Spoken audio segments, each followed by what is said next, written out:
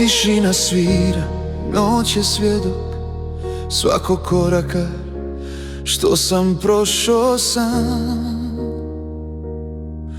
Dok sam šutio, gradio put u sjeni riječi, rastao sam.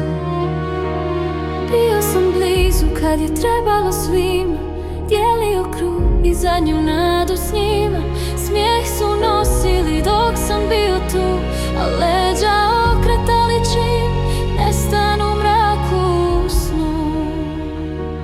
Ruke su čiste, samo pred licem, iza zatvorenih vrata sudi i prijekor. I oni što krv dijele sa mnom, bacaju kamen bez srama na slijepo. Sad kad vide da se svjetlo pali, da u koraku više nisam mali.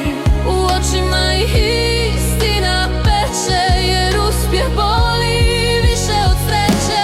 Je li ti krivo što sam uspio sam, što nisam pao kad si čekao dan? Je li ti krivo što mi ide sad, dok tvoje riječi ostaju samo prah? Je li ti krivo, priznaj bar tad, nije te briga, samo te strah. Jer lakše je rušiti tuđi san, nego živjeti istinu iz dana u dan. Kad nisam blizu, imena mijenjaju boje, priče rastu, hrane se zlobom i znojem. Nisam tražio krunu od zlata, samo pošten put i mir kod mojih vrata. Je li ti krivo što sam uspio sam, što nisam stao gdje si čekao dan?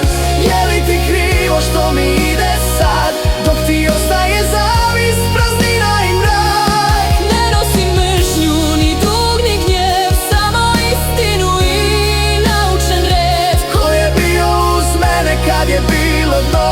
Taj zna koliko vrijedi neprocjenjivo. Je li ti krivo što sam uspio sam, bez maske, bez laži, bez obećanja? Ako te boli moj korak gore, spusti taj crni pogled prema dolje. Jesam li kriv?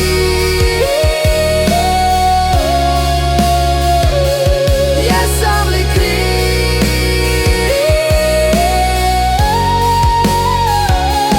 Jesam li kriv?